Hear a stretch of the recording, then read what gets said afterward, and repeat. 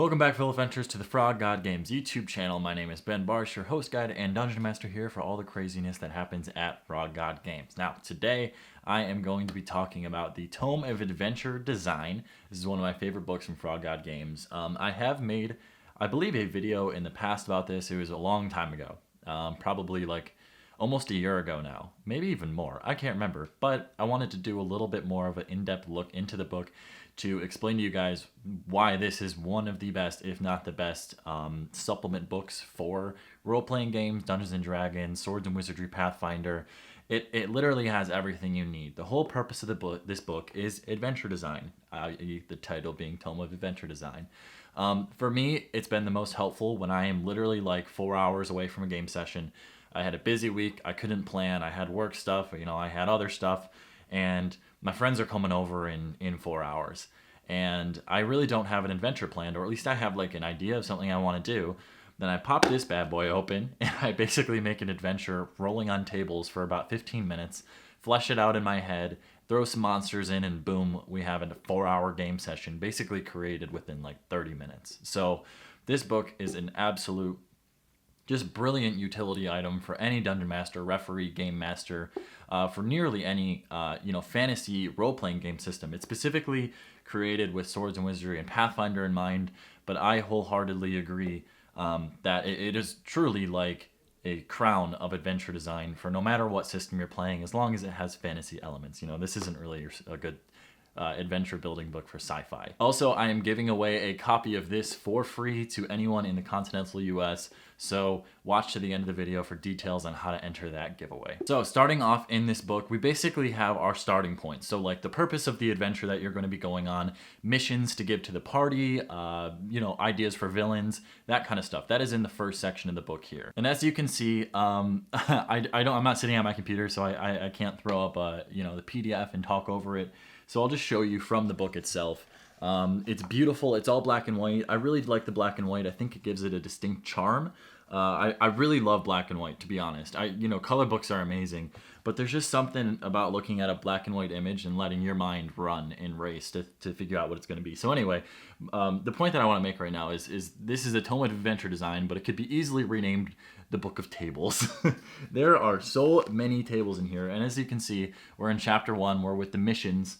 And basically, you just roll on what part of the adventure that you need. So if you need ideas for location-based missions, event-based missions, patrons or targets, you can just roll on this table and something will pop up. Say you roll and you get a 71. The patron or target of this mission is going to be an artisan.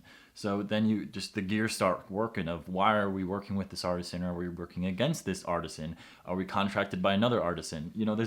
These are what these tables are for, is to just get the gears going and get your adventure started planning.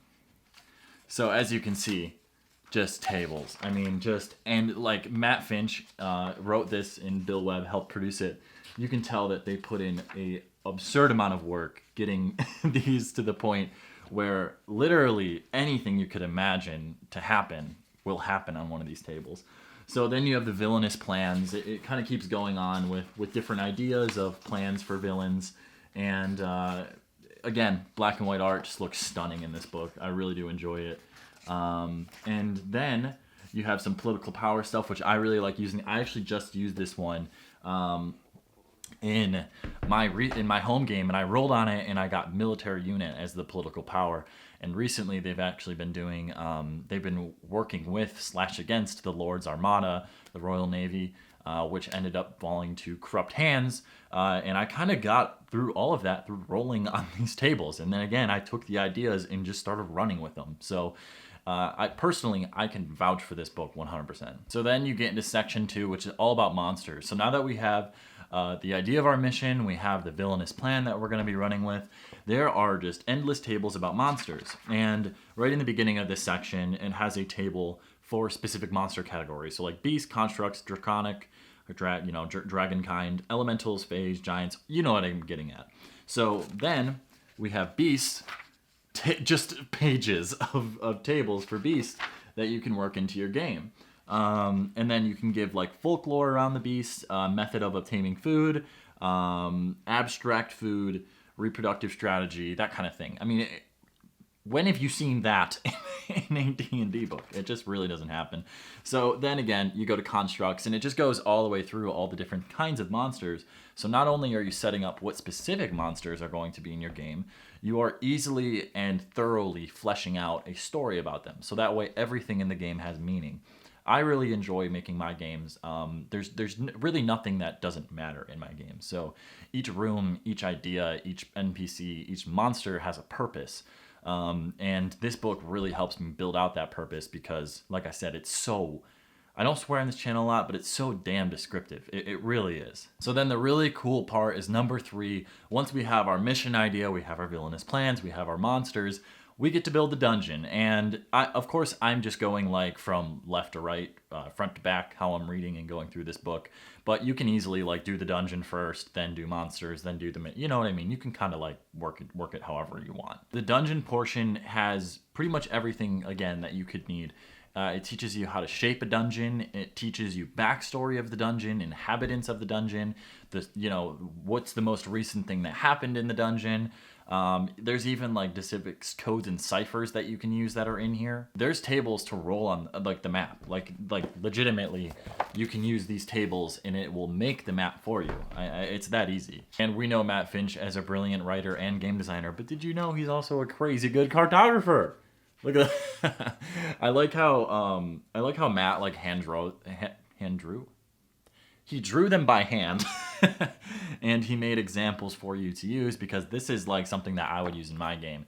I think it's better to have the hand-drawn examples in here for like newer players or even veterans than like professionally drawn maps because this just gives you a better idea of what exactly it's going to look like at your table or in your own hands. So then the last major section of the book is chapter 4, or book 4 as they call it. It's non-dungeon adventure design. So this is like cities, wilderness. It even discusses underwater, planar, which is my favorite part of this. I personally love planar adventure. I think that planar adventure should be more accessible. Yeah, I agree that it should be more of like higher levels because if you go at lower levels, you don't get the full exposure because you have to like pull your punches with monsters you throw at them. But nonetheless, why this book is so important, especially for Swords and Wizardry, is it has a lot of descriptive and good ideas for planar travel, which I know a lot of people enjoy. They just don't do it as much because it's not as accessible. You know, people when writing books or writing adventures don't really focus on planar adventure. I get that it is a very high level thing or very specific thing. It's hard to get in and out. Time works differently, all that kind of stuff. But the fact that it is so easy and accessible in this book just makes me excited for Swords and Wizardry fans.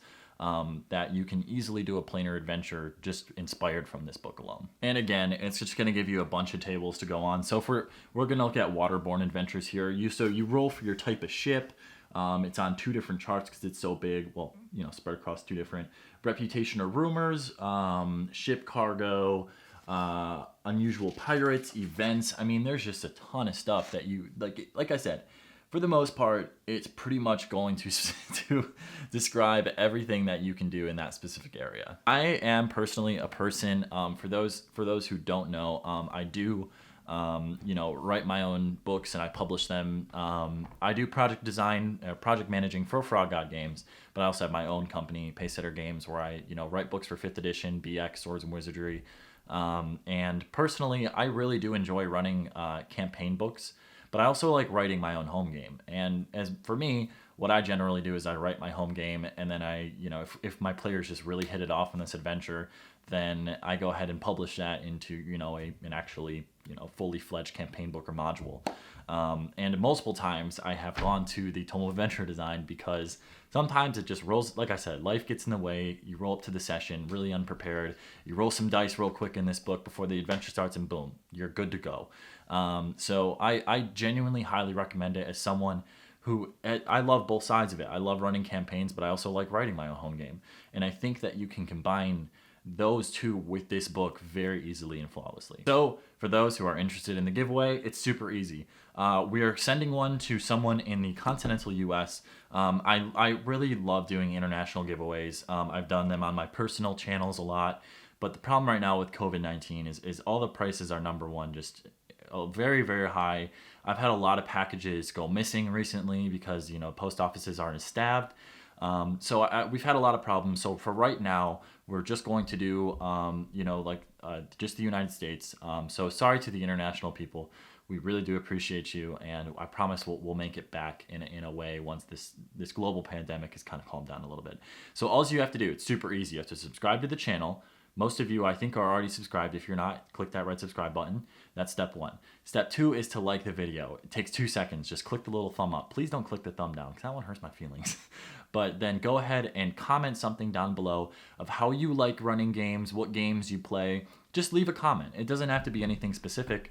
Maybe if you've used the Tome of Adventure Design or if you've really wanted it for a long time, let me know in the comments. So subscribe, like the video, comment for your chance to win the Tome of Adventure Design.